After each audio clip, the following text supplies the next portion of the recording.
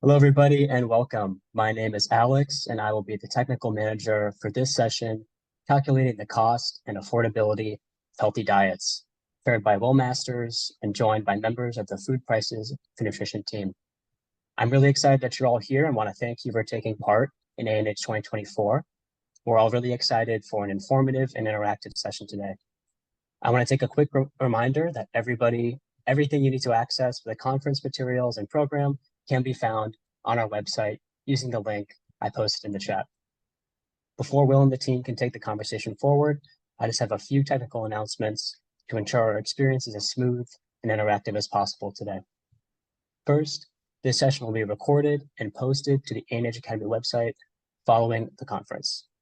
Second, all participants have been muted for now, but I encourage you to introduce yourself during the chat function, letting us know your name, where you're joining us from, and what organization you work with. We encourage you to share your webcam video feed pending your internet connection, but if your internet connection doesn't allow for this, that's totally fine too. If you have any questions throughout the session, we invite you to share them in the chat box. And if you have any technical issues, you can direct message me to receive help. We also encourage you to check your audio settings, internet connection, and rejoin the session if you need to. Thank you so much. And without further ado, I will turn it over to Will and the rest of the team. Thank you, Alex. And thank you everyone for joining this learning lab. So my name is William Masters. I'm a professor at Tufts University in Boston. And it's been a real privilege of my life, honestly, to be part of the ANH Academy, to be part of its creation in 2015, 2016, and to have worked on this agenda of understanding food prices for nutrition, understanding the cost that people have to pay for an overall healthy diet, how that varies seasonally by region within country. And each of you has been, I think, a part of this. You're here because you care about these issues. You're interested in informing decision makers about how to make agriculture work for healthy diets around the world throughout the year. We know that challenges are greater than ever in terms of climate change, in terms of disparities among people, even within one location. And these data can help a lot to address these challenges and mobilize resources for agriculture and food distribution, for social protection, and for improvement of food choice through public health and nutrition activities. So I want to just ask the facilitators to introduce themselves very briefly. We're all around the world, as you are, spanning lots of different time zones. I'm in Boston, joined by Alex and Anna. First, you can just introduce yourself briefly. And then we have Jan and Christina at different locations. Hi, everyone. It's so great to see you, looking at many familiar faces and new names as well. I'm Anna Herforth. I'm also based in Boston and the co-director of the Food Prices for Nutrition project. And Alex? Yeah, so in addition to my role here in ANH Academy, I'm also the project administrator for Food Prices for Nutrition. It's also based here in Boston with Will and Anna.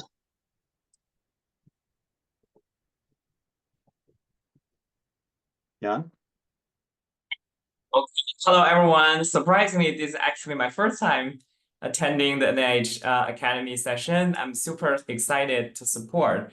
And my name is Yan Bai, and I'm an economist working at the Development Data Group of the World Bank, based in DC, but not this week.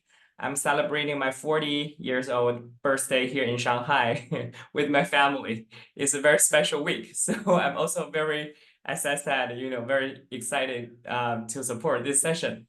Nice to meet you, everybody. Yeah. Wonderful. Christina.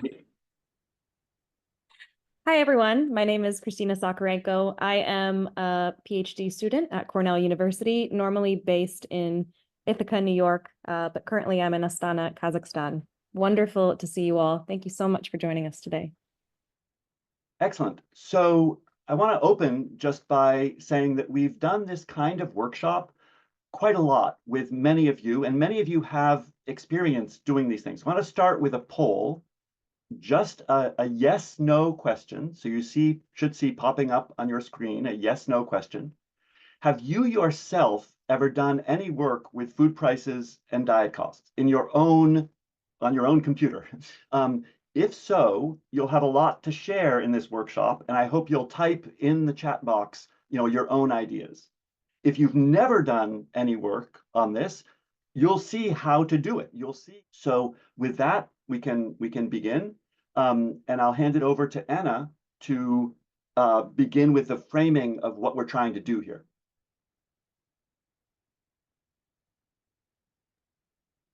Fantastic. Can everyone see my screen? Good, thanks for that. So I'm going to give a brief overview of the cost and affordability of a healthy diet now for 10-15 minutes.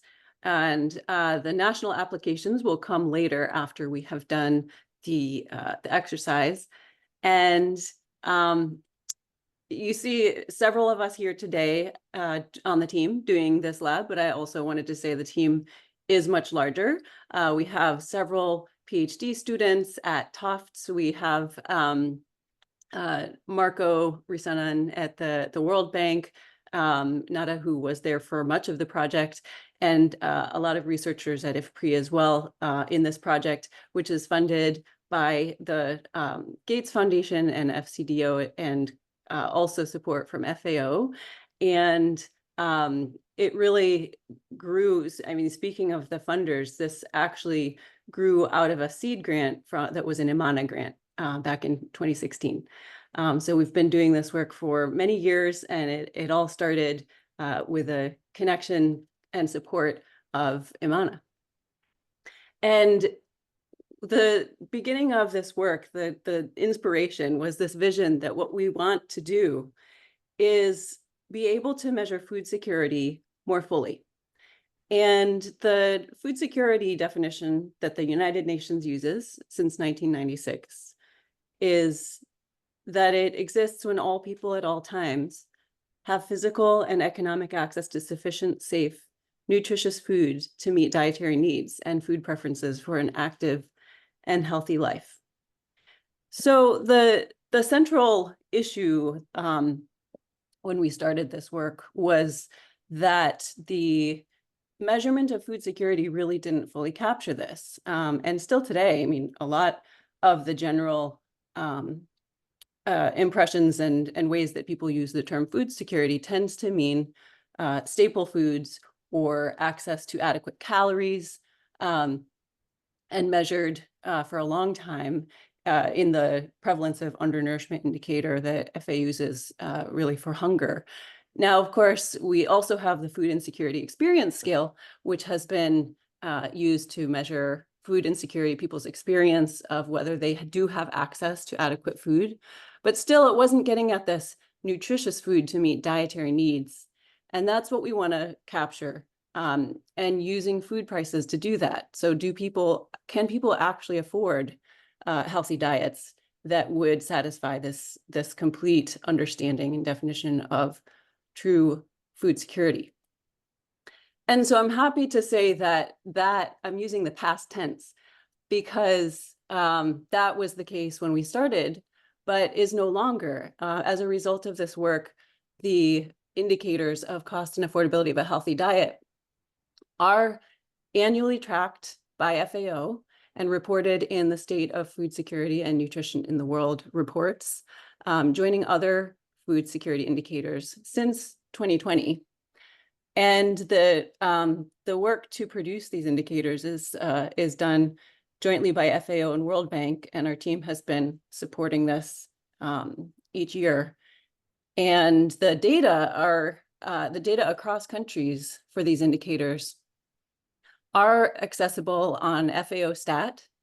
If you go to FAO Stat, there is a domain on cost and affordability of a healthy diet.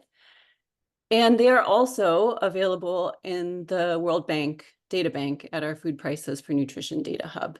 And so the FAO and World Bank databases are coordinated and displaying the same figures across countries for these indicators. So stepping into an overview of the concepts and the basics of how the indicator is constructed when we want to look at the cost of a healthy diet. First, we have to define what is a healthy diet. And fortunately, this has been defined many times by many countries in food-based dietary guidelines, which are a country's definition of a healthy diet that that articulates a realistic way for people to select diets that are both nutrient adequate and that protect health from non-communicable disease, and that are culturally appropriate and dignified. So not every nation has a set of food-based dietary guidelines. About 100 countries in the world do. And in countries where they have been elaborated, they're used as the official policy standard for what constitutes dietary needs. And often they're the basis for work on nutrition education and social safety nets for people to be able to consume diets that meet dietary guidelines. So with the cost and affordability of a healthy diet, we want to calculate and understand the answers to these questions. If you went to an average market in a particular country, how much would it cost to obtain a diet that satisfies dietary guidelines? And how many people could not afford that cost? And this is really important to know, particularly in places where we suspect that people may not be able to act on dietary guidance. There's nutrition education programs encouraging people to consume diets that meet dietary guidelines. But in a lot of cases, maybe it's not possible to fully act on that advice if the diet is not affordable. So we use the guidelines to look at which food groups are recommended, the number of portions of each food group, and the amount in a portion or amount that's recommended in the whole food group. This is one example from Benin's dietary guidelines.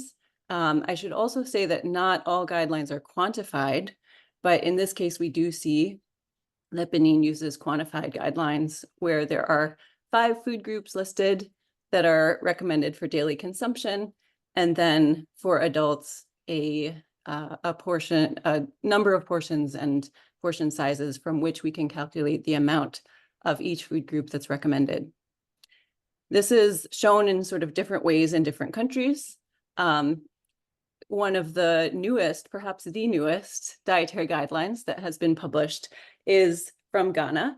Their first national food-based dietary guidelines published last year. And they have a lot of consumer-facing guidance, but also this table within the guidelines that shows exactly what the food groups are and exactly the grams and energy per day that's recommended from each food group.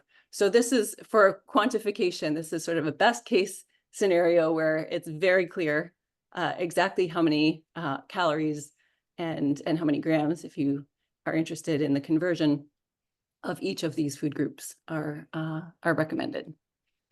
So we can say, okay, using market prices, what does it cost to purchase 262 calories of animal source food by looking at each type of animal source food and the cost per calorie to arrive at the cost of that many calories of each type of animal source food to select the cheapest ones and understand what the least cost is of meeting that guideline for that amount of the food group.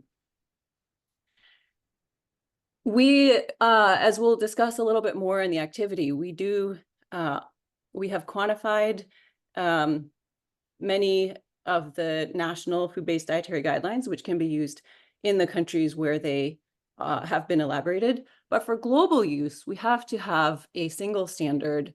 The cost of each guideline varies slightly, And it's important to have one comparable standard to look at the cost of a healthy diet across countries. So the way that we've done that is to take an average of the amounts, the most common food groups that we see across countries, and then the average amounts that are recommended.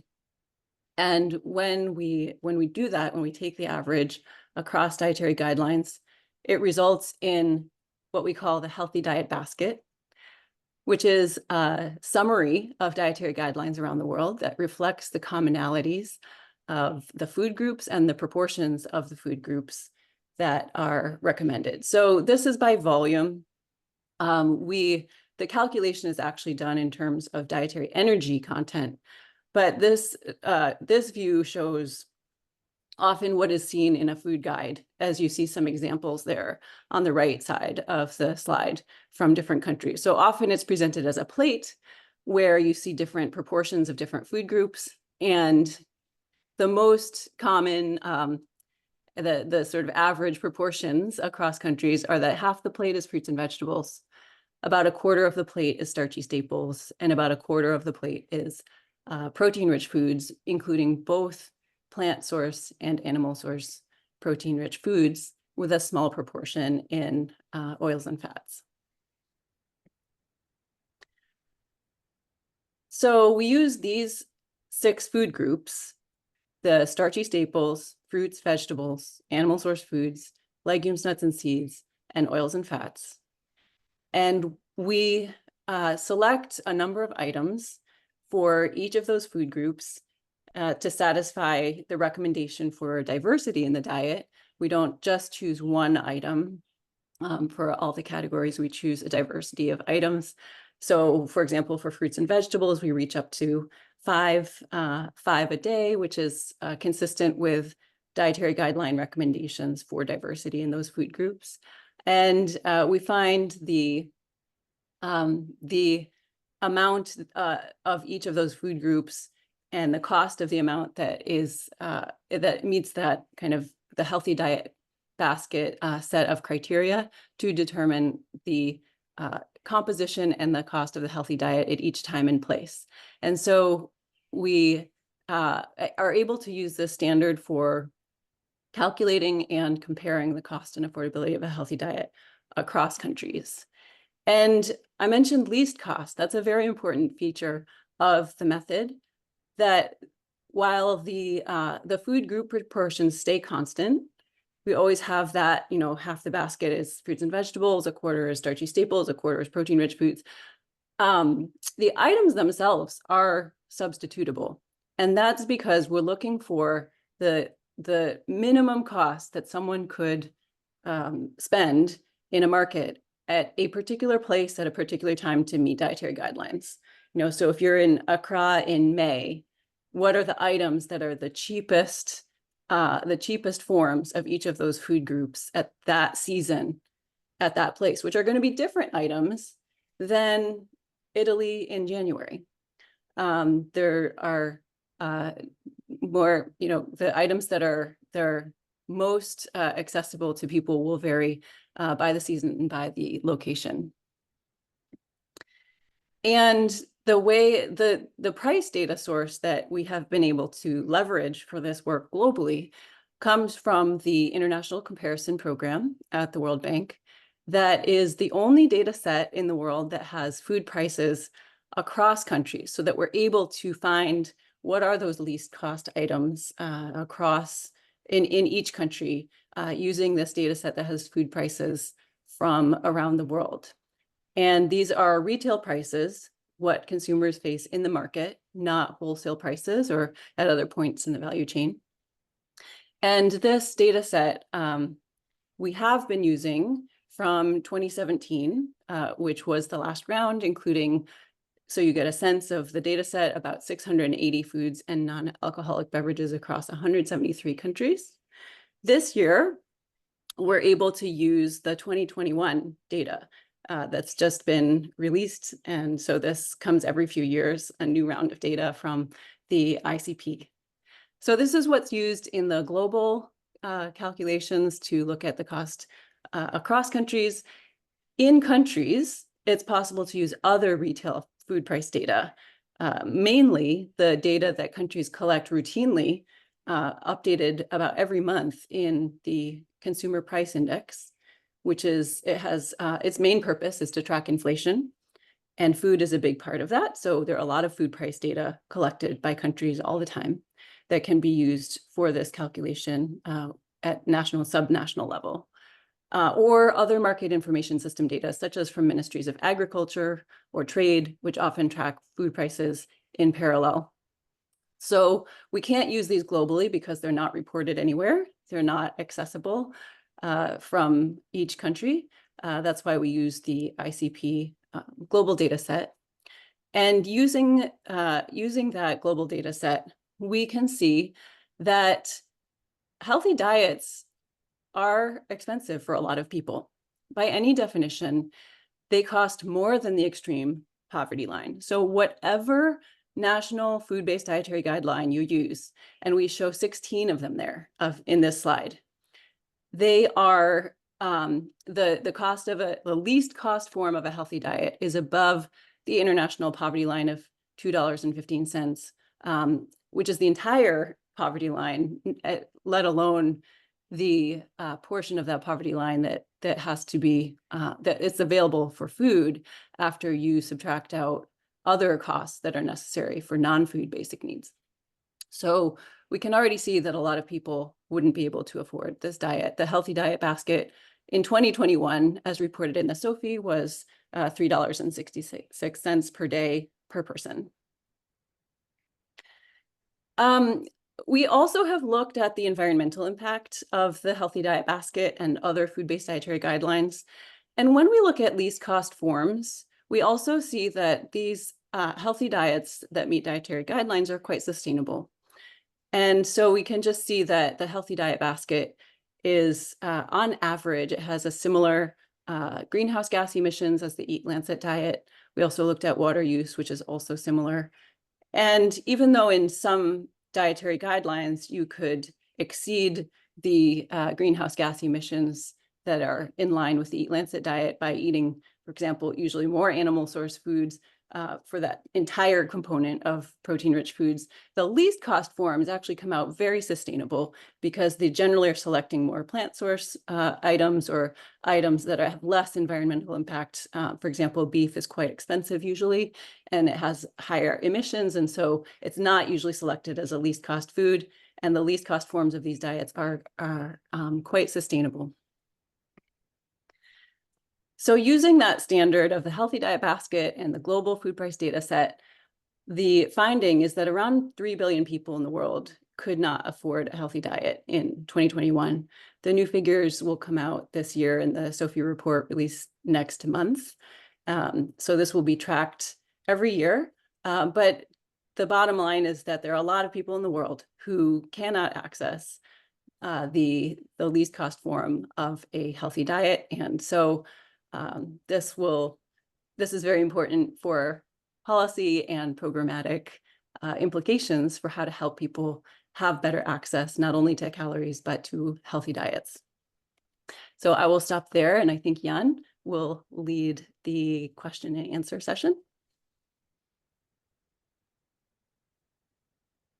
Thank you so much, Anna, and also thank you. I see very active, chats in the chat area, and also I see like right now maybe more than 70 people are on the Zoom. We just, also Anna just helped us to go through the big picture, the overview of the food prices for nutrition, and especially about the cost and affordability of a healthy diet, and how it is calculated, and also what is theoretical like basis, and also the background. So I hope that everyone may, I think it's very good to have a pause here. And please, at this moment, if you have any questions, please ask. I think the best way to ask a question and also introduce yourself at the beginning of the session is definitely open up your video and also, just, talk to us, show your face. But if you are a really shy person, we also welcome any, questions in the chat area. Then we're gonna, totally engage and also facilitate those questions. So no matter, how you wanna, proceed, please let us know. Even if it's not a question, maybe a comment, or maybe anything that, you have a concern maybe, or you have something you want to say to everybody here, we welcome that. So Will and Christina, Anna, how are we gonna do this? So I think, Anna, you might want to respond to these questions in the chat just in sequence. Yeah. Julia Munoz begins with affordability.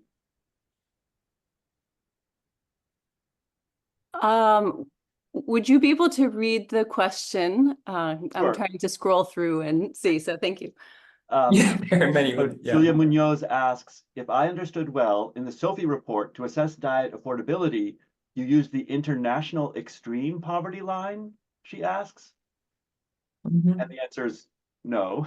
Do you want to explain how affordability was done and this relates to Dora Kwamboka's question, which is, was this calculated at the national level? So yes, these are national averages. And the affordability based on the 52% range, you could, Anna, perhaps address that? Yes, so we have been right now updating the method for affordability. So I actually can share a slide on that. What we did previously was that we calculated what I didn't go over in the presentation is that we used income data from the World Bank to compare the cost of a healthy diet to income in each country. And we didn't use their total income because, of course, people can't spend all of their income on food. They have to have some remaining for non-food basic needs, shelter, transportation, clothing, things like that. So in order to, the trick is trying to find out what is the cost of non-food basic needs, because that's not really the central focus of what we're doing. We're focusing on the cost of food needs. So to identify the cost of non-food needs that we need to add to the cost of food needs to determine if people have that much income, we had previously been using a standard of people had to have 52% of their income for food, and the rest of income would be available for non-food. And that figure came from national accounts data across countries, the low-income countries. That was the average amount, the average proportions that people spent on food versus non-food. So essentially, we compared the cost of a healthy diet to 52% of people's income to see if it was higher than that amount. So we are updating that method. I don't know if we want to go into further detail on that at this point.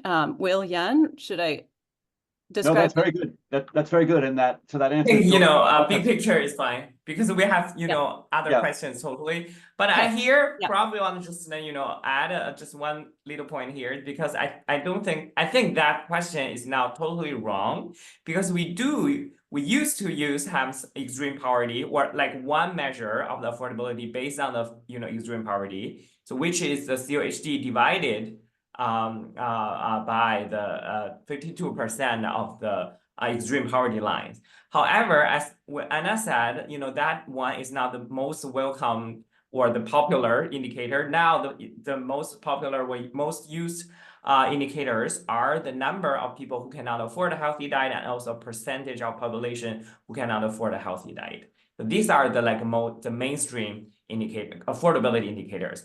But I think the question is, partially right. Extreme poverty also has been used as one of the indicators. Yes. So let me just move on to the next questions so that does answer Ko Shu's Yuan's question. But Gudrun Stahlkamp asks, can you say a little bit about the updated price data that might be coming next? What year is that representing and when will that be announced? Thanks. So maybe I will. Yeah, it's nice yeah, to I see will, you. So yeah. yeah, Jan has the best answer for that. Yeah, so as Anna mentioned at the beginning, introduction. So basically right now for the global monitoring work, the price data is from the World Bank, the ICP program, International Comparison Program. And we do collect the food prices and also other prices around the world. It's usually every 3 years, hopefully, but during the COVID, it's been extended for another year, so 4 years. So this year, we are very lucky that we just launched the new 2021 result, or the 2021 price. So you can, just go to the World Bank's website. I think the ICP result is still on the main web page, the front page of the World Bank group. So that means, so for this year's calculation for the COHD, we are also lucky to have the very latest data, but still 2021 price data, which is, I think, during the COVID year, yes, definitely, covered some information where we collected some information about all the crazy things you mentioned in the comments. But another very, is not only about the recency of the data, but also about the comprehensiveness of the data, because under the advisory work actually of the food prices for nutrition, and for the 2021 price data, we also expand the food items coverage, especially to include, more dark green leafy vegetables in the price data set. So that means it's more accurately reflect or more precisely reflect the true, the real cost of our nutritious items and also for the healthy diet. So Anna, you want to add anything here about the price data? Yeah. Thanks, Jan. I would like to add that this is the aspects of the price data are why in countries you would not use the ICP data set. We use the ICP data set across countries because it is literally the only one. It is it's a great data set and it covers all countries. But as you can understand from the dates, the availability of information is lagged. Like we're just getting information from 2021. Whereas in countries, if you went to the National Statistical Office, you would get food price data information that is from last month. So the updating of food prices is very frequent within countries in the Consumer Price Index, the CPI, data collection and reporting.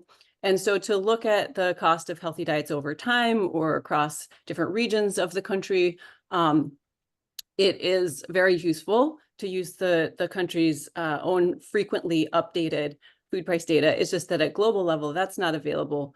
It takes a huge amount of effort to compile that kind of information across countries. And so that's what the ICP does, but it's every few years. And that's why the data is from 2021 right now in 2024.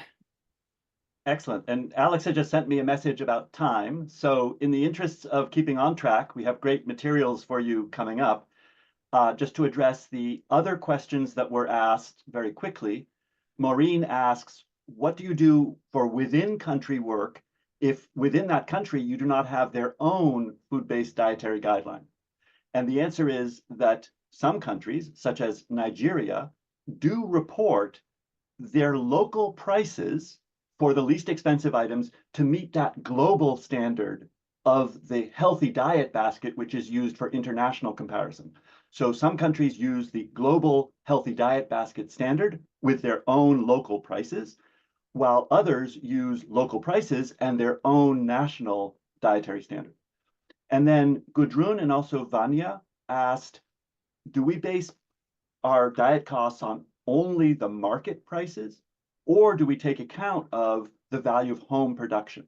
And that's a very, very important question, because everywhere in the world, people do have backyard chickens, backyard gardens, as well as sometimes fruit trees, and do some foraging in the wild. Everyone does that everywhere in the world. Sometimes it's a small amount of food for mushrooms or something like that. Sometimes it's a lot of food. And the answer is that from long experience of studying the time use required for home gardening, the expenses required, even for foraging when you're thinking about going to collect wild fruits, what we observe is that people make those efforts up until the cost is roughly similar, usually, to the cost of buying the thing. And so when you use the market price, you obtain something that is very close to the real cost, including all of the labor effort, sometimes watering, sometimes other inputs for backyard chickens or gardens. It's a roughly similar cost. So yes, we use market prices only, but that does reflect the cost of production of homegrown and also foraged wild foods. So yes, only market prices, but it also reflects the cost of the other foods. This is the real cost relative to all other things in people's lives for an overall healthy diet. We have no other questions yet, but definitely please enter them in the chat because we'll be able to pick them up later. And we now have Christina to share another way of interacting, another way of discussing your experiences in the different countries. We have a very quick poll here, just to have you run some intuitions you may have about expensive or least expensive vegetables. And here, for those of you who have been to West Africa, work in West Africa, or have some familiarity with the region, we'd like for you to just use this poll. You can scan the QR code with your cell phone or click on the link that we've entered into the chat and tell us what you think the least expensive vegetables are in West African countries.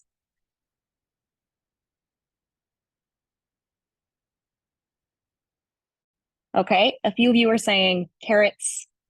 We see some dark green leafy vegetables here, spinach, contamire, dark green leafy vegetables, wonderful, cassava. And you can type up to 3 things. And one reason for that is that in the least cost healthy diet basket standard, the standard calls for 3 different vegetables. And the reason is, of course, these vegetables that you see on the Mentimeter screen all have slightly different composition, and you would want a variety of them in your diet. One interesting note is that the names sometimes differ. Nobody has yet entered brinjal or eggplant or aubergine, 3 different names for the same thing. We observe quite a few different green leafy names. Someone put moringa, someone put greens or green leafy, many different names for that category of food. Anna, do you want to speak about the definition of a vegetable? As we see these Mentimeter answers change, it's quite notable. What do people consider a vegetable?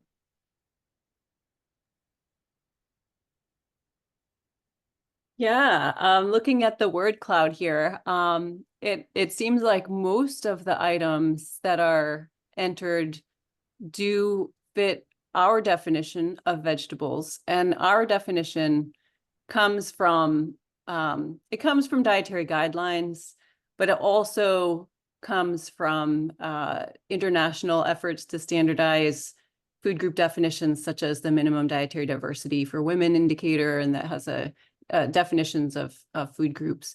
But people do categorize foods differently. The ones that I see here, which we do not include in the vegetable category in the healthy diet basket, are potato, tapioca, cassava, and banana. The potato, cassava, tapioca, we would put in the starchy staple category, even though they come from plants. They come from vegetative parts of plants. So in a botanical sense, you could say they're vegetables, but from a culinary sense, they're often used as staples. Banana, we would put into the fruit category, or if it's a starchy banana, we put it into the starchy staples category, again, because of its culinary use as a staple. So we do have standard definitions for what we put in each category based on the guidelines, but it's interesting to see how others categorize foods. And this categorization, the definition of a food group, whether items are in the category or not, is very important in every country and every setting. In the United States, our analyses of diet quality are very much made difficult by the fact that our Department of Agriculture insists on classifying potatoes as a vegetable, even though nutritionists, for dietary quality and nutrition purposes, would classify it as a starchy staple. And so we need to reclassify potatoes whenever we use official US data. And many of you would have to do the same thing. You would need to reclassify items that are botanically a vegetable, but would be counted as a starchy staple, or botanically a fruit, such as plantains, which is on this in the word cloud. So one other point is that these vegetables have very different amounts of water weight in them. They have very different amounts of fiber in them. So their volume in terms of cups or plates, their plate share, can vary greatly. If I eat raw spinach as a salad, that has a lot of water and a lot of air. If I cook that, the same amount of spinach will become a very small quantity because I remove all of the vitamins, all of the nutrients, and all of the phytochemicals that are antioxidants and good for my health. They remain the same whether it's the raw or sauteed that's been cooked down and lost its moisture. So for that reason, when you think about the quantity of each vegetable, you would need to think about it in the way that we'll talk about in a moment. So I think we should move on. Anna and Christina, thank you very much. That was so interesting. Thanks to everybody who typed in vegetable names there. So we can switch gears here a little bit as we've learned what the cost of a healthy diet is, how these indicators work and are constructed, and also a bit about the global and national data sources. But what do we do if we want to calculate the cost of a healthy diet ourselves? Well, the Food Prices for Nutrition Project has created a set of software tools designed to help you convert any set of food price data into the cost per day of a healthy diet. And here, I just want to show you through our website, which perhaps, Alex, you can help us throw this link into the chat for anyone who wants to follow along. Here on our site, you can head to the tools page and find this publicly accessible software toolkit for calculating the indicator. All you have to do is type your name, your email, and you'll receive a download link that will give you access to all of these tools. The email will look something like this, and you'll be able to access the tools on your computer by downloading the link therein. What I'll do now is quickly walk you through this Excel workbook that's contained in our tools. But later today, we'll divide into groups, smaller breakout rooms, and we'll explore it with an exercise. So just hold tight as we walk through the different sheets within this toolkit. And in just a moment here, we'll work in small groups to actually explore some fake data ourselves and understand how the mechanics of these tools work. So once I download the toolkit, I can open it and I see that there's two software options I can work with. For those of you who prefer to use Excel, there's an option here. And for those of you who use statistical software like Stata, you can follow this route there. But today we'll focus on Excel because it's the most accessible and easy to use format for these tools. Outside of these pathways, you'll also notice there's a set of instructions as well as a food item database. The instructions are just meant to give you step-by-step visual guidance for different parts of the toolkit. I won't go through them in detail, but I'll just show you here that the different tabs contained in the Excel workbook, for example, are explained in greater detail in these instructions. So if you find yourself navigating the different sheets, have some additional questions about how they're constructed, what the terminology within these sheets means, the instructions are a great resource. In addition, we have a tutorial video also available on our website, which takes you through the step-by-step of the workbook. But back to the tools here. When I click on the Excel pathway, I'm given a couple options. I have two versions of the workbook. One here is loaded with pseudo data, that's fake data, and another is a blank template, which allows you to insert your own food price data. What we'll do is we'll actually start with the blank template and go sheet by sheet, insert the pseudo data ourselves to get a sense of the process, and also give you some pointers about where to get additional information, like the food item information database. So when I click on the template, it will open a sheet like this. In the About page, you'll find some information about this workbook, the different parts of it, how to cite it if you decide to use it, and a reminder to use the instructions document in tandem with this. Next, we have the target quantities sheet. This is where you define what we mean by a healthy diet. Previously, Anna and Will have discussed food-based dietary guidelines and how they're important national criteria to define a healthy diet. And here in this target quantities sheet, you will enter the criteria that you want to use to form your indicator. In the next sheet here, FBDG recommendations, you have many different country food-based dietary guidelines, as well as global reference diets, such as the Healthy Diet Basket that Anna previously mentioned, as well as the Eat Lancet reference diet.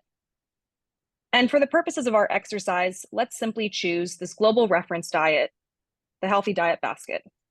The first step is just taking it, copying it, and then pasting it in to my target quantities.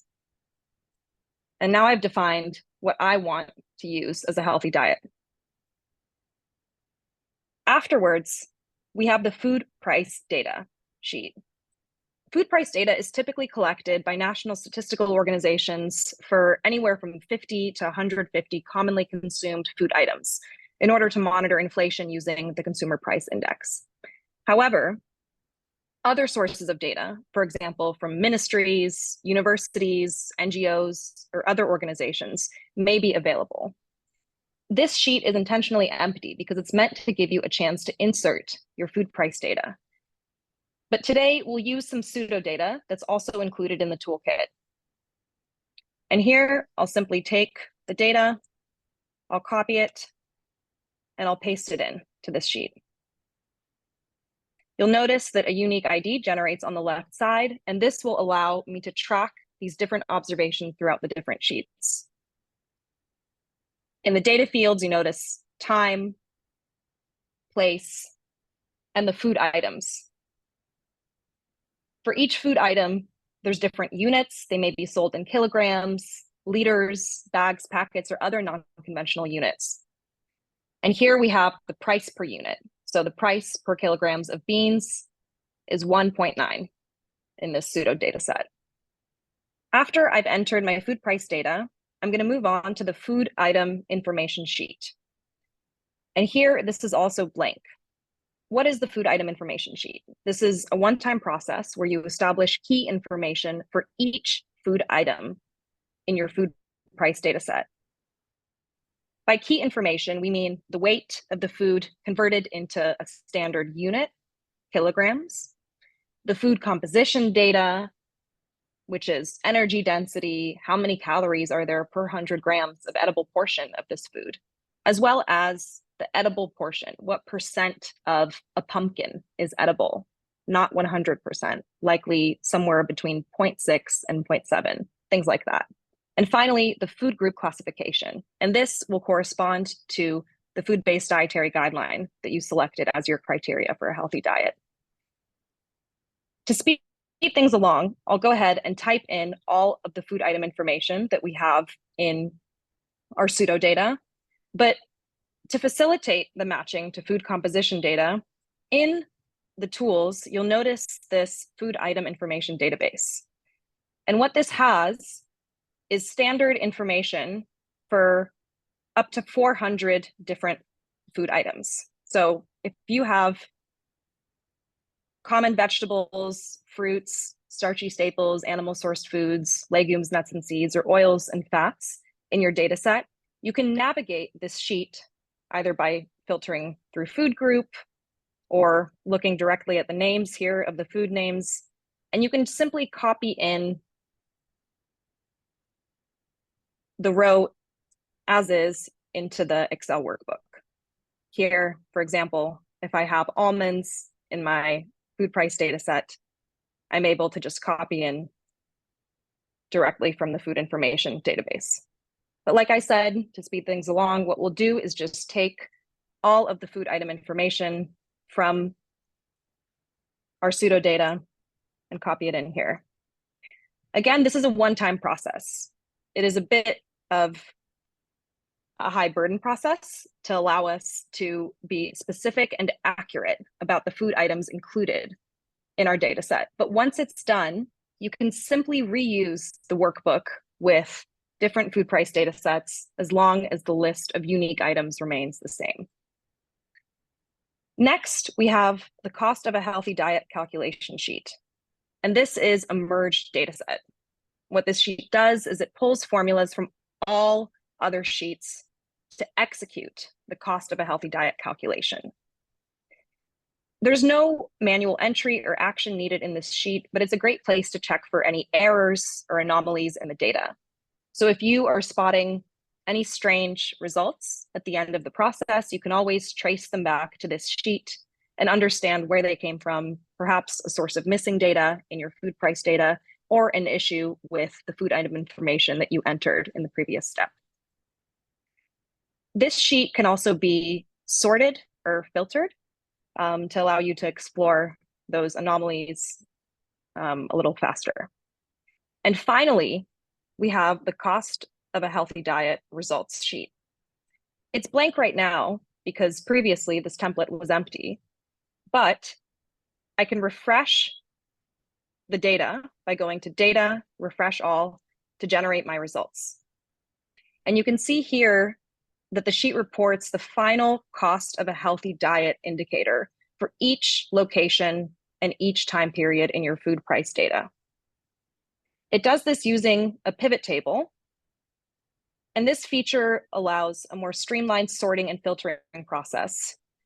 Here you can also collapse the different food groups, and this will help you see, for example, the cost share of each food group in your total cost of a healthy diet.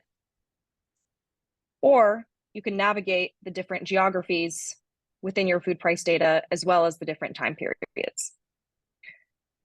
Now, I'll stop sharing my screen for a moment here, and I'll give you the link that you need to access the activity. The activity that we'll do today is very similar to the sheet that you've seen here just now, with a few added features that the team has incorporated into the Excel workbook as of late. So now in the chat, you'll notice the link. Feel free to click on that. And in just a moment here, I'll help you navigate the resources that you need to download and give you a quick set of pointers to help you work through the exercise. Once again, the link is here in the chat.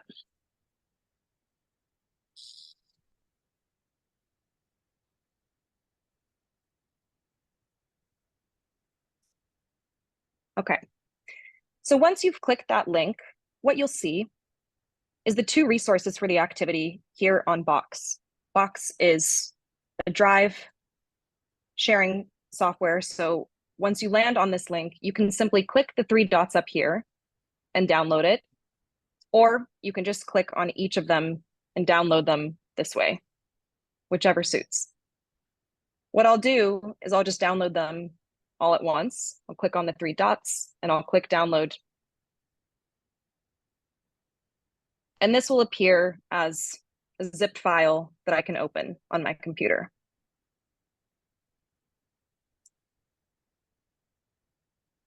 Within it, you'll notice two resources. The activity itself, these are the instructions that you can use to navigate the exercise. We recommend that within your breakout room, you'll have around 4 or 5 people. You break into different roles so that you can navigate the exercise efficiently and support each other through the different steps. One of you can work to keep this activity document open. You can navigate the different questions and help guide the group through different steps of the activity, as well as typing the answer here. Another person can open the Excel workbook and share their screen for all group members to follow. So this is the Excel workbook, the second resource in the activity link. And the other two members of the group can co-lead the discussion as well as support the search for the answers. You'll notice here that this workbook is very similar to what I showed you just now, which was the publicly accessible toolkit that you can download from the Food Prices for Nutrition website. The only difference is that this workbook has been loaded with pseudodata that's been designed specifically for this exercise. So the data contained in this workbook is fake data. It's not real data. Fake data for the country of Nigeria. The food item information sheet is complete. You don't need to do anything there. And the calculation merge data set is also working as it should. For the exercise that you'll conduct in small groups, all you need to do is head to this cost of a healthy diet results sheet, this sheet down here, and refresh the data to generate the cost of a healthy diet indicator. Here, I'll click refresh all, and I'll get that table that you all recognize now after having seen the demo of our toolkit. What you'll also notice here is that we have a couple additional tabs added for you to explore.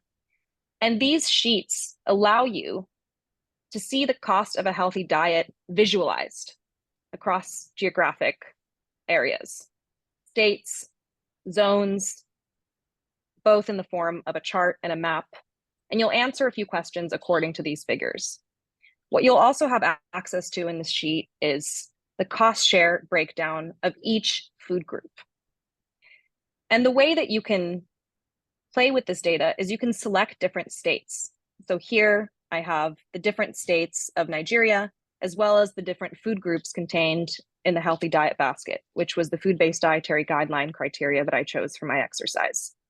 I can click on different states and you'll see how the pie chart down here will change. And this shows that in each geographic location, the cost share of food groups may be different. I can also click on different food groups that will show me the average daily cost across states.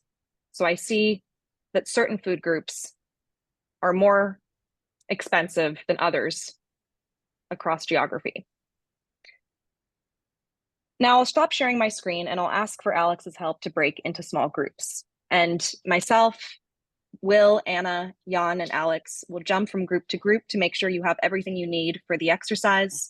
We'll make sure that you can navigate the workbook without any issues on your side. And if you're dealing with any freezing or any problems, we can give you a compressed version of the workbook to work with. So wonderful. So we hope that that brief exercise gave you a chance to practice the motions of calculating cost of a healthy diet with some fake data. The template you used was pre-populated, so I hope it was fairly easy to trigger the results to appear. I hope that this exercise allowed you to identify some least cost items, explore how the composition of baskets changes across time and place, and also gave you a chance to look at the different visualizations that are a great way to identify anomalies and also trends and patterns across areas and time and place. We'll transition now to consider the impact potential of monitoring the cost of a healthy diet in different country contexts. My colleague Anna will share about current country efforts to monitor the indicators and showcase some of the different ways that this has been done. And we're excited that we gave you the chance to look through the different figures and visuals of cost of a healthy diet results, because these are exactly the types of formats that governments can use in monthly bulletins or other documents to publicly disseminate the indicator and monitor it throughout the year. So I'll pass now to Anna.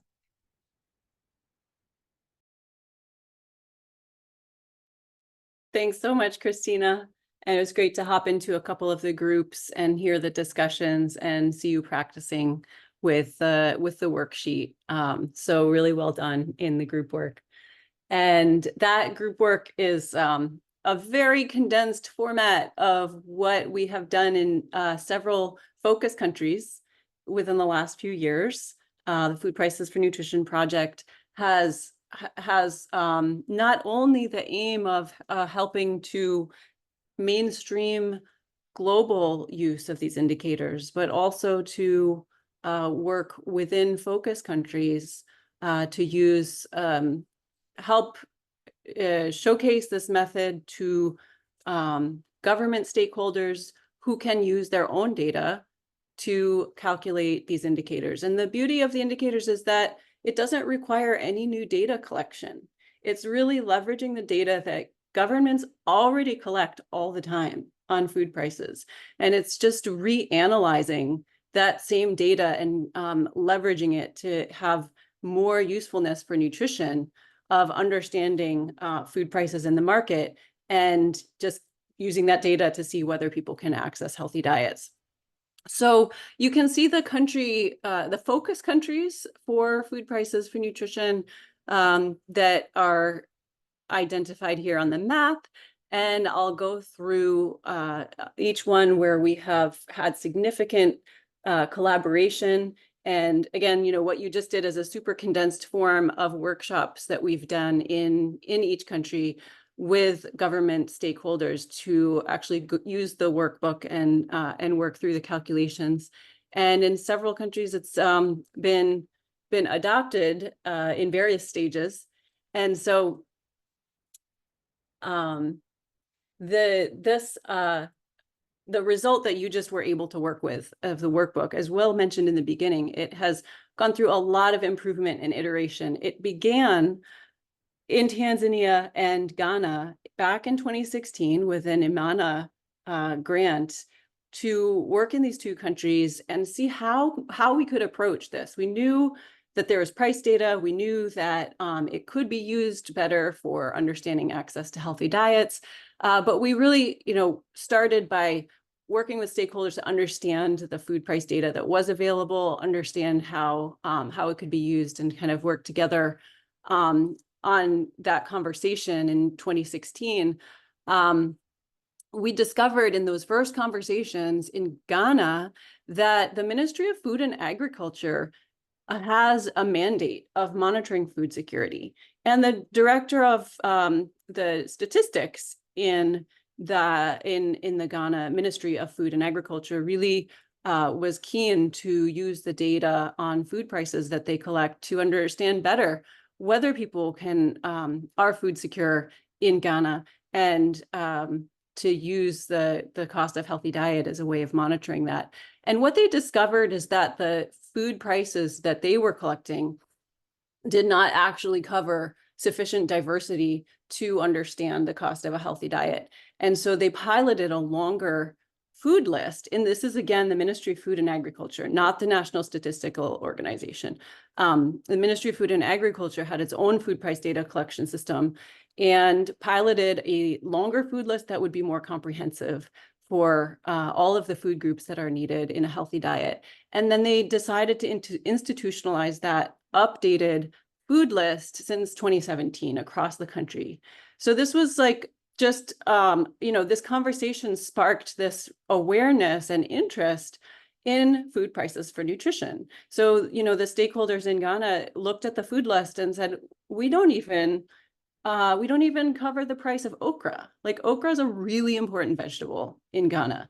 And the price of that wasn't even covered because it was sort of focusing more on the staple foods and commodities. And so this longer food list came about as a result of these conversations about healthy diets.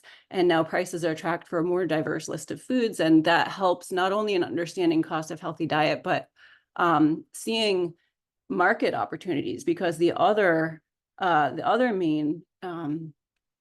main aim, you know, the duty of the Ministry of Food and Agriculture is supporting the agriculture sector, and those two things come together: food security and agriculture sector growth in opportunities for increased production, availability of all the diverse foods needed for a healthy diet. And this followed a series. After this, we kept going with online meetings throughout the pandemic, and have then, after the pandemic, come back to in-person trainings in Ghana, and working together side by side with MOFA and with Ghana Statistical Service on affordability. In Ghana, also, the agenda was elevated last year because of the release of the food-based dietary guidelines. So there's a real interest in finding what is the cost of meeting those new food-based dietary guidelines to increase the sort of policy relevance and implementation of those guidelines. Implementation of dietary guidelines has previously been mainly understood as nutrition education. But this indicator of cost of healthy diet is helping to expand the understanding of implementation to how can different ministries implement these guidelines? How can different ministries support the availability and access to the diet that's actually recommended by the government to have more policy coherence across different sectors of the government, and not only put the responsibility on consumers to select these diets if the economic signals are not in alignment with that education. So it's really expanded the practice of implementation of dietary guidelines. Similarly, in Ethiopia, dietary guidelines for the first time were released in 2022 by the Ethiopia Public Health Institute, EPHI. And so we have worked together with EPHI and the Ethiopia Statistical Service, which has the food price data from the Consumer Price Index system, and worked together with them on workshops to use the tool that you just practiced with to enter the price data from ESS and the dietary standard from EPHI. Instead of the Healthy Diet Basket, we would use the Ethiopia dietary guidelines as the cost standard. And the result of this collaboration is right now in progress, working towards a monthly bulletin to be published. The initial paper on looking over time at the cost of healthy diet in Ethiopia has been published by EPHI.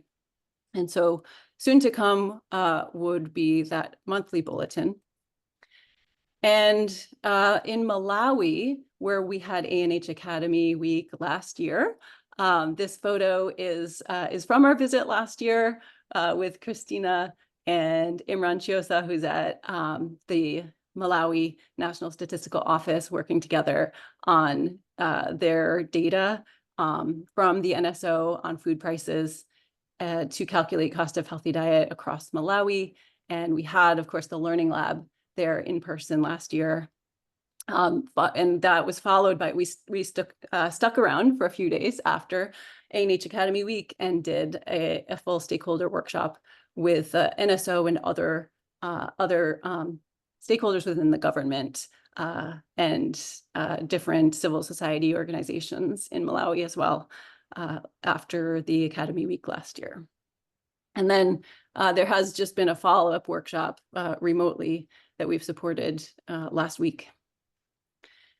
In Pakistan, the agenda it was driven by FAO Pakistan, which has now moved into production in the government. So it started with the FAO Pakistan desire to do a Pakistan National State of Food and Nutrition Security report, which they call the POFI, the national version of the global FAO-led SOFI report. And they wanted to do this focusing on the cost and affordability of a healthy diet in Pakistan. And so FAO Pakistan worked with the Pakistan Bureau of Statistics.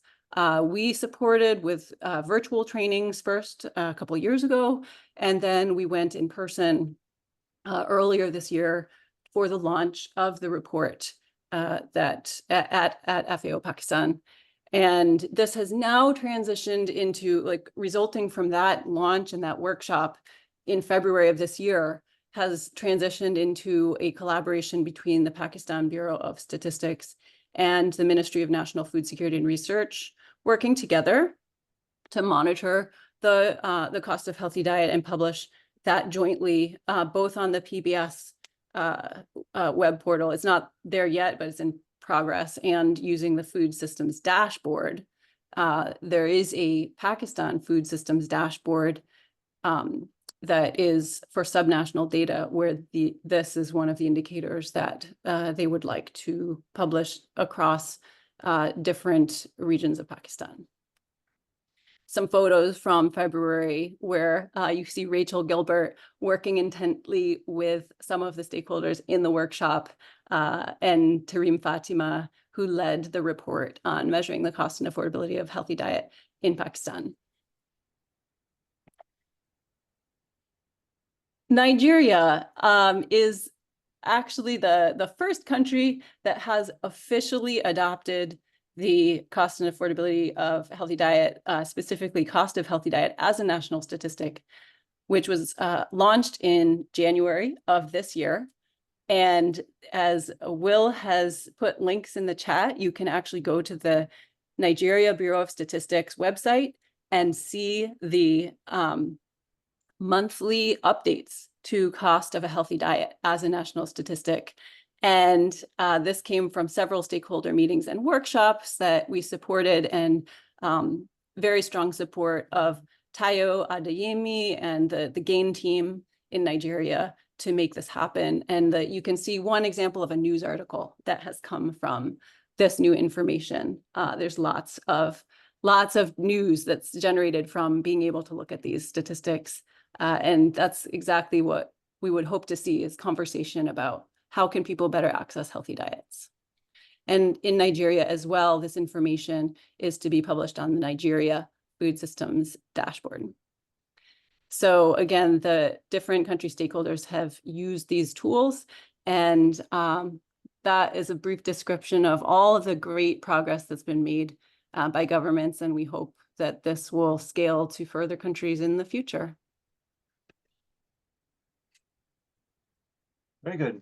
Thank you, Anna. So as you can tell, Anna and Christina, but also Rachel Gilbert, Jan, and quite a few other collaborators that she mentioned have been active in each country where we've been present, but also in many other settings where we aren't directly connected to people, but because we've disseminated the materials through these links that I'm about to share, and that Jan will talk about, the learning, the video course and so forth, you can do this yourself. So our goal is for each of you to be able to pick up these software tools and use them without contacting us on your own, because it should be clear. But if you ever need help, assistance, conversation, I'll share a resource for you, which is hugely valuable. I'll tell you that at the end of this brief introduction. So the resource for each of you to communicate with each other, I'll share that at the end. Let me just start with the way in which you can access all of this work. So again, you would spend quite a lot of time, I think, with our software tools. We're now version 6.0 of the software tools. There will soon be a version 7.0 that will have some updated, a little bit easier, a little bit more streamlined. You'll want to look at that, and you'll also want to read a lot of the research publications and so forth. So let me actually share my screen so that you can be sure that I'm sharing in the chat, and also you're looking at these research results from around the world are being presented every year for the annual average number. That's the healthy diet basket using the least cost items as reported by national governments through the International Comparison Program. You can see that in the World Bank's Healthy Diet Basket, Food Prices for Nutrition Project, Cost of a Healthy Diet data hub, and you can see everything that the World Bank is writing there. For the United Nations agencies, which are led for this kind of work by the Food and Agriculture Organization, but also the World Food Program and the Children's Fund, UNICEF, as well as IFAD in the Middle East, led by Middle Eastern governments. IFAD is representing them in World Agricultural Development.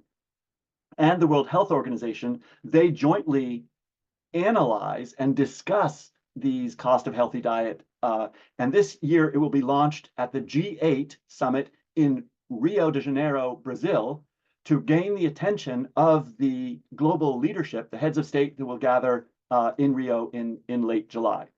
If you want to look at the specific part of this, you would click on the link to read the most recent report. You would just Google the State of Food Security in the World report, and that will lead you to the document that looks like this. And you would click through to the digital report here.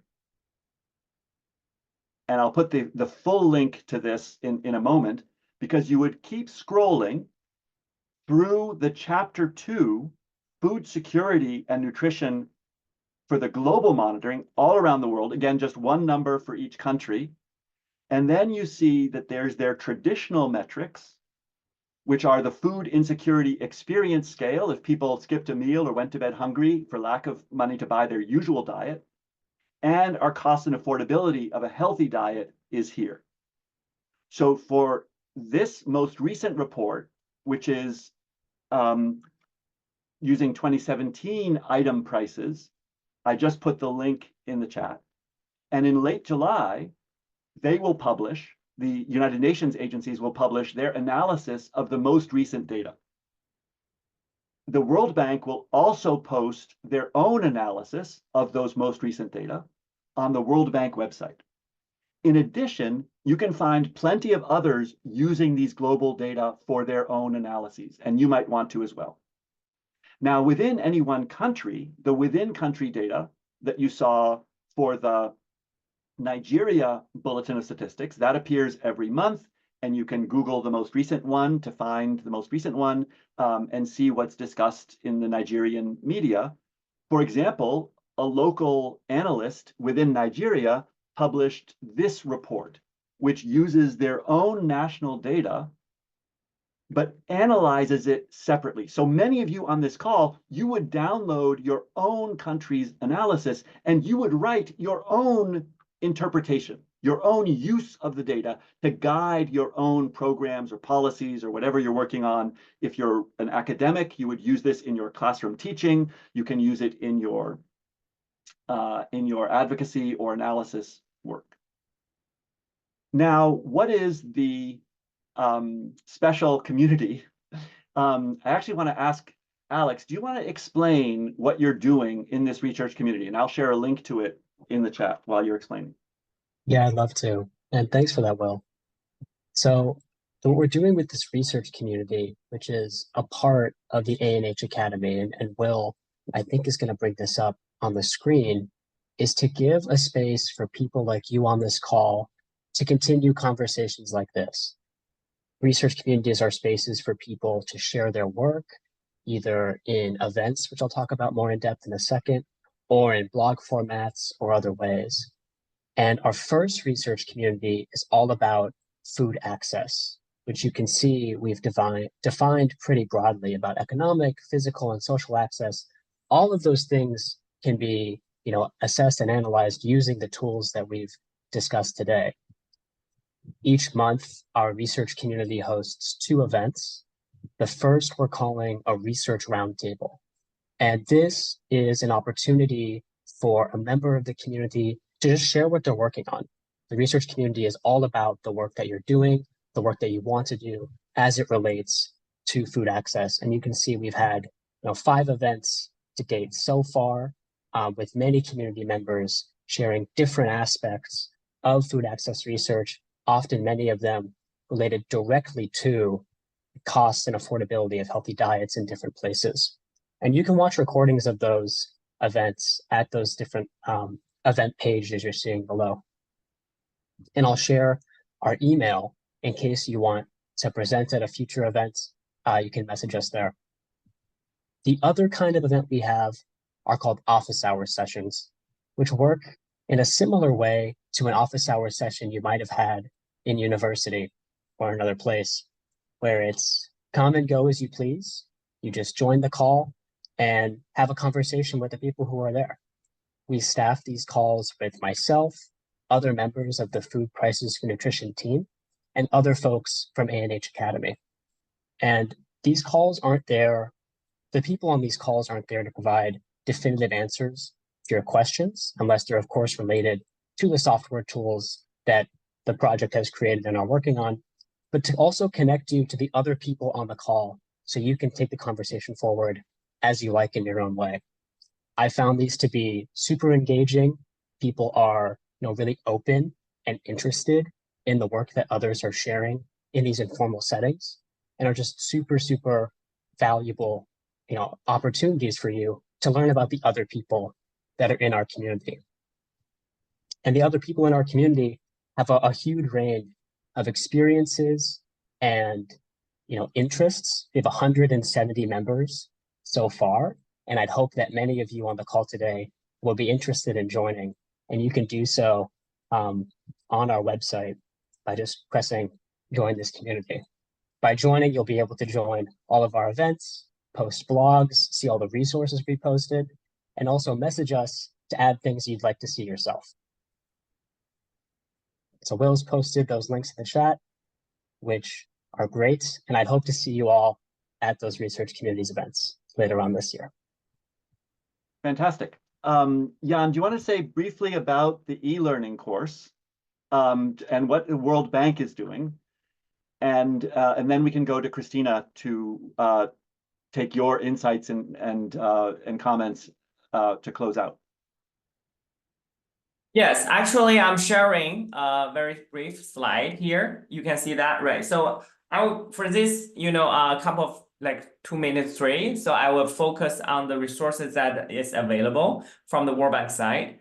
So currently, the World Bank is primarily engaged with our collaborators, global collaborators, on the monitoring for the cost COHD, the cost and affordability of a healthy diet at the global level. So we support publishing the data published in the SOFI report, starting from 2020, and the latest one is the previous year, 2023, and the upcoming 2024 is going to be launched very soon in July. So please, pay some attention on that if you are interested. And we also provide not only the data side, but also provide, methodology support to this global monitoring work, as Will mentioned. So there are, one-stop shop from the World Bank side is called the World Bank Food Prices for Nutrition Data Hub. This slide, I already put the hyperlink here. You can definitely just double click there. I will also put the chat about the link later. So basically, it is providing the access to the database about the global monitoring of all the 33 indicators for more than 170 countries, and also aggregate estimates by regions and also by income group of the countries. But more importantly, we also provide an e-learning course. Here, there's another link here, and you can also find this the link of the e-learning course from the Data Hub, World Bank Data Hub website. And the e-learning course is hosted on the OLC platform of the World Bank. So yes, so here it is. Yeah, called open learning courses, and very important information. This is totally for free. So just get into this course on the OLC and get registered here. So basically, you will have this self-paced course, available on your laptop or computer. So for this course, it has 6 modules providing needed knowledge in nutrition and economics for COHD. So I think this is slightly different from, the materials or toolkit that we're talking about today. It's more about the background knowledge, because we often realize, even my colleagues at the World Bank, they are very well educated and trained economists, but they do not necessarily understand what FBDG is and why we should care about FBDG, and even what the difference between FBDG approach versus vitamin C requirement. All this kind of very nutrition, ABC knowledge. But the other side, from the nutrition community, we even don't, often talk about how the price data are surveyed, whether they are nationally representative or not, talking about whether this is official statistics or it is, the price in the supermarket next door. So these are very important questions, economic-wise. And also, what is, exchange rates we should be thinking about, right? So what is purchasing power parities? all this kind of very basic economic kind of knowledge are also provided in the course. So I think, and by the way, all the courses are interactive courses, and we tried our best to make it as fun as possible, as easy taking as possible. So there are also demonstrations and some exams or quizzes along the side. So you'll have some fun there in the course, I guess. And the target audience, there are like, no matter you are DICOT the index analysts, or you are data providers, producers, or policymakers, or researchers, I think there will be something that you want learn or get some information from this course. So, and by the way, the course also provide, the data conversation, some information about the detailed data, especially underlying data. I see the questions in the chat, just now. So you probably will get some insights or some at least entry-level answers throughout the course. So highly recommend you get there and take this free course by your side. So no matter what, so please go to our website here. And also, if you have any questions, feel free to contact us from the fpn@worldbank.org. I hope I'm not running out of time. So Christina, I think thank you. Next. Yeah. Thank you. Yes, and Christina will close us out with some feedback from you. Wonderful. Thank you, Jan and Will. We have a few minutes left in our session here, and we want to hear from you. Given your experience, your different backgrounds, and the many places that you work, we're curious about how these tools might be useful to you, what you learned in this session, and perhaps other functionalities we can introduce in future iterations. So you can join this by scanning the QR code that I'll present in just a moment here with your phone. Or if you're using your computer, go ahead and click on the following link that I put into the chat.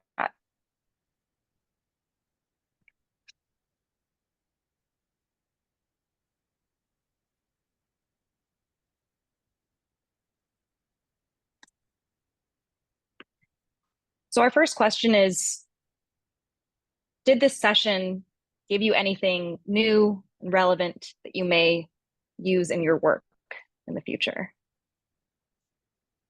We see many of you saying yes, and we're very flattered, but do feel free to let us know if not, or if you're just not sure.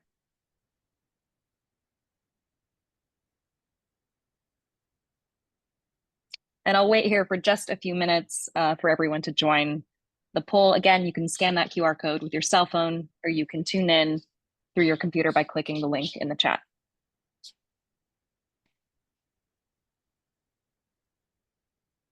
So for those of you who said yes, that you found the session relevant for your work, we're curious about what stood out to you the most. What was the most surprising? What was the most enjoyable? What kind of insights, lessons, or learnings have you drawn from today?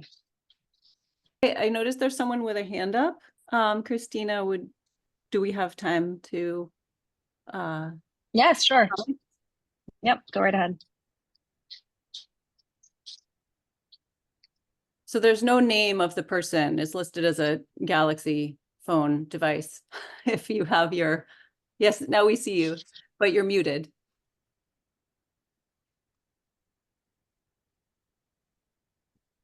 You can hear me? Yes. Okay, my name is Sabah. I am from Morocco. I am very happy to listen to you because you are from Tufts, and I did my PhD there some 30 years ago, so I'm a little old. I have 3 questions for you about this, the whole process. The first one is that beyond the intellectual challenge of the exercise of calculating the cost of healthy food, how do the countries, when you have liberal economies, which is the case of all the countries you cited, Nigeria, Ghana, India, etc., how do they apply? Because if they don't have a say on what is cultivated, for example, how can they make sure that the healthy food is in the market? My own country, we do a lot of exports, and the healthy food is not even produced anymore because the economy is liberal. So that's first question. second question is about when we get to the consumer level, how do we translate this? Because the consumer does not act only on the price. Also, his behavior is also based on desire, on what he wants to eat and what affordability, not only in terms of economy, but many other aspects that, I mean, even new economists know. My last question is in the definition of healthy food. Do you use also the division between raw food and ultra-processed food, which has been now demonstrated as being negative to health? Very good, thank you. Three very interesting points. I'll answer them very quickly and so we can move on. Christina, you might go to the next, prepare the next Mentimeter, but just on those, very important, how to take action. So this work is directly with the World Bank, with the FAO for global governance, and with national governments. So it's about stakeholders at the highest level of decision-making, and also about the activism that each of you can do in your local communities to make these foods available at lower prices. Second question was, how about food choice? So making foods accessible, affordable is only the first step, because every day of the week, people do not choose these least expensive items that are available. People choose other foods because of time use and meal preparation difficulty. They choose other foods because of taste or preferences. So they do not usually choose these least expensive items, even though we know that these items are low cost and are physically being sold in the marketplace. They are available, they are accessible, and they may be affordable, but not chosen. And so access and affordability is a first step. Second step is food choice after that.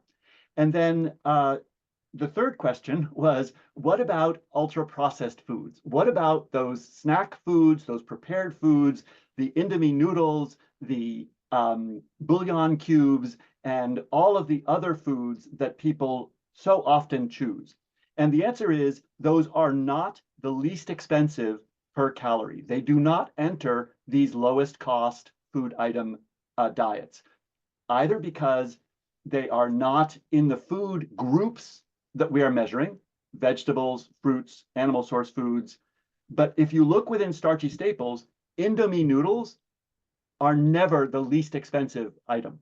They are convenient, but they are not inexpensive. They are not cheap. They are very low time use, but lots of money required. And people do choose them, but they are not what determines access to an overall healthy diet. So, Christina, people have answered your how do you plan to use these indicators question in various ways. I think it's very interesting how many different use cases there are. You can scroll up and down in your own screen if you've clicked on it to see the full range of items. But notice that one person in Uganda is working on a specific food, black rice, as a specific food. I think that would be wild rice, perhaps. Other people are working on working with stakeholders and activism and understanding food choice. Others are working on research questions for a research career. So many different opportunities. And Christina, what should we do in the last minute or two? We have one final question for you all, because our team is constantly publishing new iterations of this toolkit. They'll have different features and new functionalities. So we want to hear from you, given that you've used a version of the toolkit that's not yet published today with the visualizations and the figures. Is there any additional information, any additional features that would make it easier to use, more simple to navigate, or anything you'd like to see in future versions of the toolkit that we publish on the website? Sorting data in the tool. So it looks like you may have had some issues filtering or sorting the data. We can be a lot more explicit about how to do that and any limits in doing that. A YouTube video. We actually have a 10-minute tutorial, step-by-step, of the Excel workbook available on our website. So in that tools tab of the food prices for nutrition site, you'll find a YouTube video that can take you through every step of the workbook.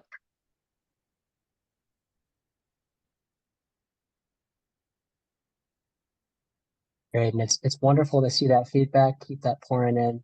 I just wanted to thank everybody for joining today. I want to thank Christina, Will, Anna, and Jan for giving such a great presentation. This will conclude our session. You can find a recording posted to the A&H Academy website after the conference is over. And I hope to see you at the rest of the learning labs happening this year for A&H 2024, and also at those events for the research community. I hope you check out that website and join as a member so we can keep having these great conversations. So thanks, everybody. Thanks for joining. Really appreciate it. Bye. Thank you. Thanks, everyone. Thank you. Bye. Bye now.